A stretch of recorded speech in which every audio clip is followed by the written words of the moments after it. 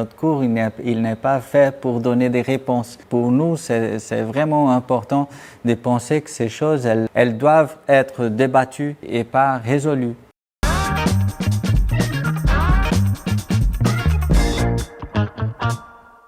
Bon, mais bienvenue au nouveau cours sur le débat sociologique global. On va faire ces cours dans tous les campus des Sciences Po. Moi, je suis responsable pour le campus latino-américain à Poitiers. Il y a nos collègues Tommaso Vital, Bruno Cousin, Manisha. Il y a des autres collègues qui vont donner des cours dans les autres campus. C'est un cours donné en français et en anglais. Ça dépend du campus. Moi, par exemple, je vais donner ces cours en anglais. Et c'est un cours qui fait suite au cours d'introduction à la sociologie. Alors, c'est les cours les plus avancés pour les étudiants de sociologie et d'anthropologie. Surtout, on va passer pour les thèmes de sociologie et anthropologie d'une façon plus avancée que dans l'introduction à la sociologie. Ça, c'est un cours pensé pour être standardisé plus ou moins dans ses contenus théoriques et méthodologiques dans tous les campus. Et en même temps, c'est pensé pour qu'on puisse approfondir les débats régionaux dans les différents campus. Alors, dans mon cas, par exemple, je vais beaucoup plus discuter la violence que dans les campus asiatiques où la violence n'est pas une question si importante comme elle est en Amérique latine. En même temps, on a 6 débats contemporains. C'est les débats qu'on fait face aujourd'hui. C'est des enjeux majeurs de nos sociétés. Par exemple, les débats sur la religion, le débat sur la violence qu'on avait parlé, les débats sur l'amour, les débats sur l'ethnicité et la race, le Race Studies en anglais, les débats sur une société juste, qu'est-ce que c'est une société juste, et les débats sur la responsabilité, les mérites, la méritocratie, comment on pense une société basée sur ces choses.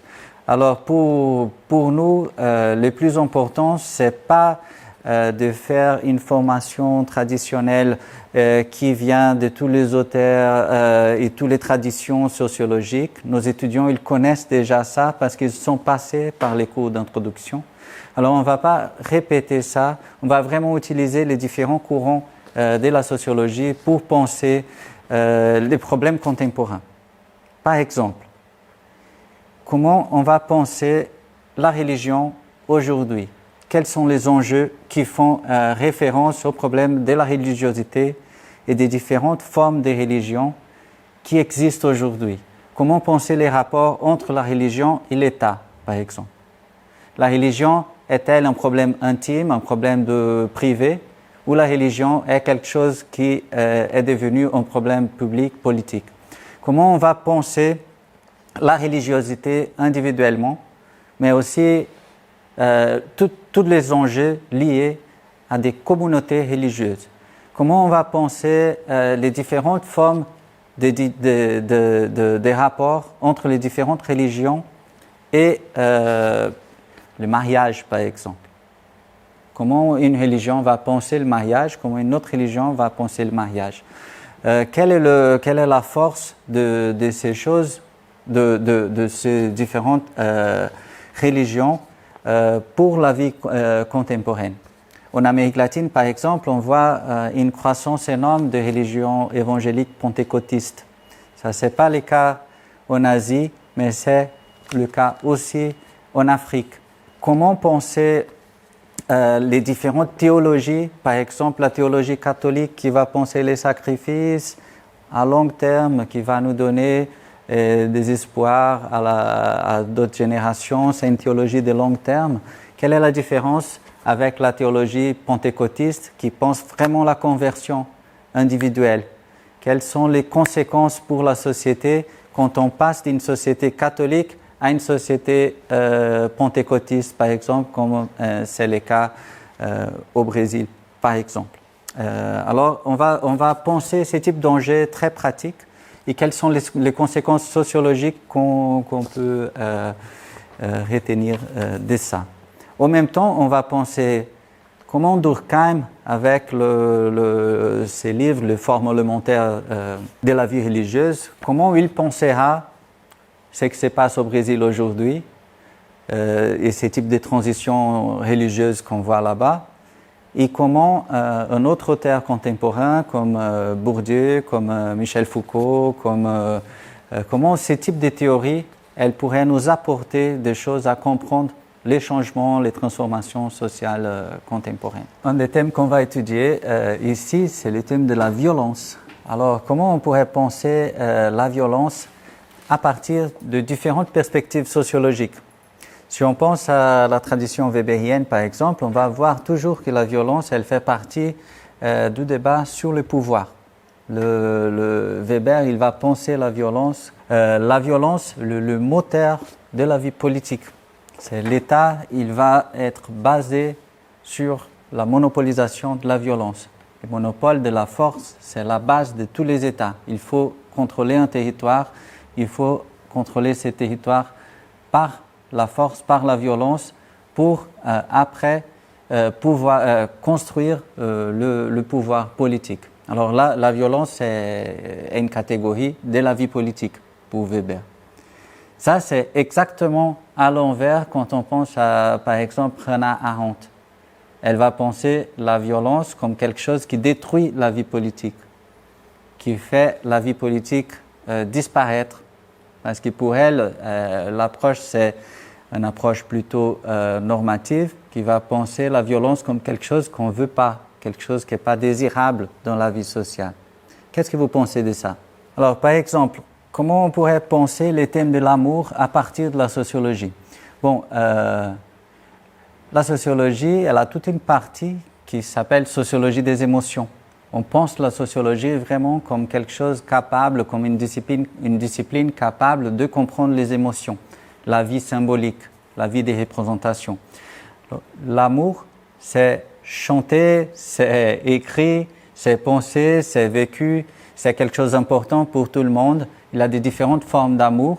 Il a l'amour maternel, il a l'amour romantique, il a différentes formes d'amour entre un père et un fils, mais aussi entre les membres de famille. Il a quelque chose qu'on dit au Brésil, que c'est beaucoup d'amitié, c'est presque l'amour. Comment on va penser l'amour à partir de la sociologie?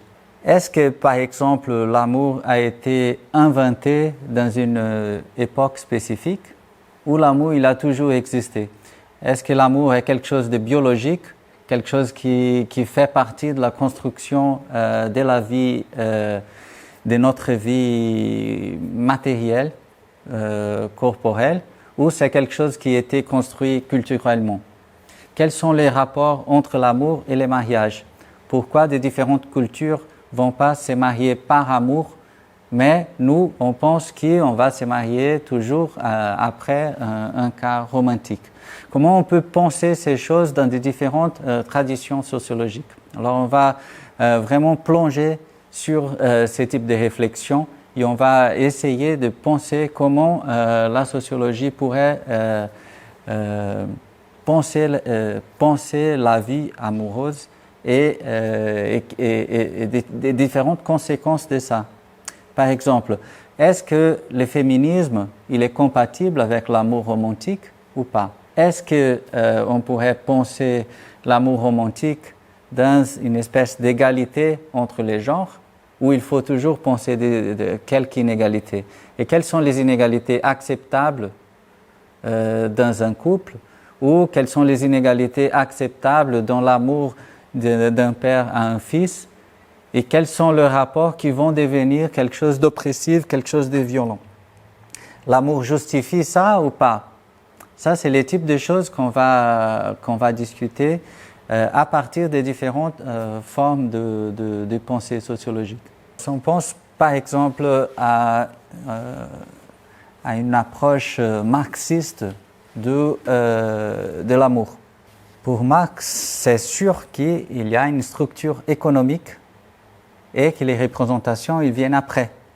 Alors, tous les sentiments, toutes les formes symboliques de vie, elles vont être structurées par la vie économique. Alors Marx, par exemple, il va penser pourquoi, ou il irait penser avec la théorie marxienne, on pourrait penser pourquoi les couples, normalement, ils vont se marier dans une classe sociale, dans la même classe sociale. On va avoir beaucoup moins de mariages interclasses sociales. Et quand ils arrivent, c'est un problème que les couples il va affronter. Il va faire face à des problèmes parce que normalement, les attentes sont qu'on puisse, par le mariage, reproduire la vie sociale et la classe sociale. Si on pense par exemple dans une autre forme, dans la vie, si on pense par exemple par les perspectives des genres et des sexualités, les mariages, il ne va pas être pensé nécessairement comme un mariage des couples. Le mariage, il pourrait être pensé comme quelque chose qui est beaucoup plus élargi que ça. Et même l'amour, il va être pensé d'une façon totalement différente de mariage traditionnel, d'un couple hétéro qui va reproduire la bonne société, etc. Et ça va aussi déranger de quelques attentes ou quelques attendus, quelques attentes de la vie sociale. Comment Judith Butler, elle pourrait penser l'amour et le mariage à partir de théories féministes qui vont pas penser que la sexualité, les genres, etc., ils sont quelque chose de donné. Au contraire, c'est quelque chose qu'on construit dans notre vie sociale. Et pourquoi penser que le mariage, il doit être le même mariage que les autres sociétés traditionnellement ils avaient pensé, etc. Alors par des différentes théories, on va arriver à des choses à choses très différentes et à forme de penser l'amour très très très différentes aussi. Pardon? Pas très romantique. Non, la sociologie, elle n'est pas très romantique. Il y a tout un débat sociologique sur l'ethnicité et la race. Et ça change beaucoup parmi les différentes traditions sociologiques. Par exemple, moi, dans mon pays, le Brésil, moi, je suis totalement blanc. Tous les Arabes sont blancs au Brésil. Tous les Chinois, ils sont blancs. Tous les Japonais, ils sont blancs. Ici en France, ce n'est pas le cas. Pourquoi? Pourquoi disons, la configuration d'ethnicité et des races, elle change un peu dans les différents pays? Pourquoi le débat racial s'est fait comme tel, en termes de race aux États-Unis, et les problèmes des races aux États-Unis, ils se posent toujours entre blancs et noirs, mais aussi latinos. Et au Brésil, les problèmes des races, ils se posent toujours entre blanc et noir. Pourquoi tout le monde, sauf les noirs, ils sont blancs au Brésil? Et pourquoi un Brésilien blanc, quand il voyage aux États-Unis, il arrive là-bas, il n'est pas blanc, il est latin? Comment on va penser ces types de choses et quels sont les rapports de pouvoir inscrits sur le débat racial? Et pourquoi en France, on ne va pas parler des races? On va parler surtout d'ethnicité, on va parler des origines. Et les origines, ils vont, d'une façon ou d'autre, ils vont composer notre vie sociale, notre vie familiale, notre vie amicale. Pourquoi ces types de choses, les origines, sont tellement importantes ici et pas du tout dans un pays qui a vécu un processus d'assimilation très fort? Alors comment la pensée sur l'ethnicité et la race, elle va nous amener à l'histoire d'un pays, d'une communauté, d'une culture. C'est un peu ça qu'on va développer dans ces cours, à partir de choses très concrètes, d'expériences de vie, des lectures de films, de musique. On va penser comment on peut cadrer dans des différentes traditions sociologiques ces types de problèmes. Alors, si on pense par exemple à Stuart Hall, il va travailler avec l'idée de diaspora il va penser vraiment tous les mouvements des populations qui ont bougé de l'Afrique vers les Antilles, vers l'Amérique du Sud, vers l'Amérique du Nord. Il va penser tous ces gens comme faisant partie d'un seul mouvement social.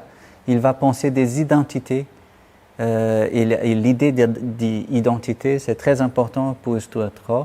Elle n'est pas comme dans les mouvements identitaires contemporains qui pensent ah, moi je suis noir, je parle comme un noir, moi je suis blanc, je parle comme un blanc. C'est beaucoup plus compliqué que ça.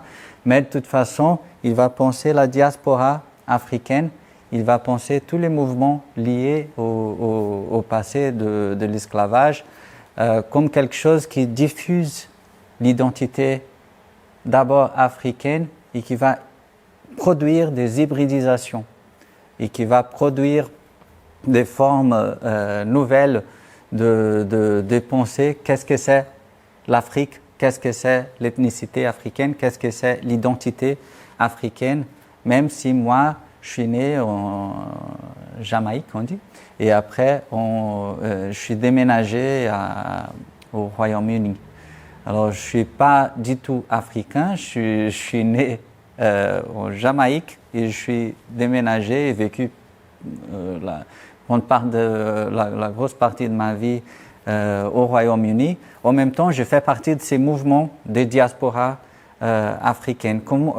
Ça, c'est une forme de pensée, l'ethnicité, l'identité et même le phénotype qui est complètement différent, par exemple, d'une façon républicaine de penser l'ethnicité ou les origines.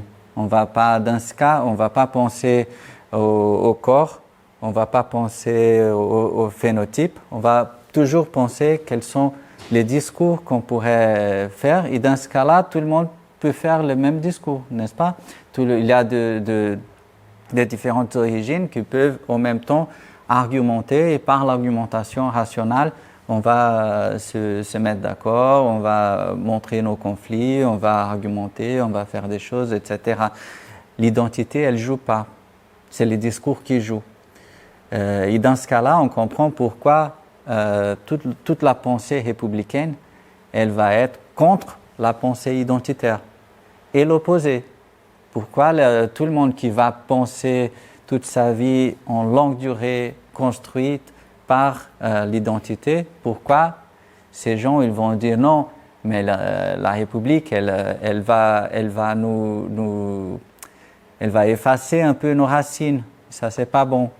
Et là, beaucoup d'enjeux contemporains politiques, ils sont liés à ça. Et la sociologie, elle peut comprendre pourquoi ces types de conflits, ils se construisent dans la durée du temps et quelles sont les possibilités qu'on a pour faire face à ça. On va penser ça dans des différentes traditions sociologiques, de manière différente aussi. Dans la tradition américaine, par exemple, c'est clair qu'on pourrait penser affirmative action. Ok, on va privilégier cet étudiant qui, dans son école, il est le plus fort. Pourquoi? Parce que c'est plus juste et on va penser que lui,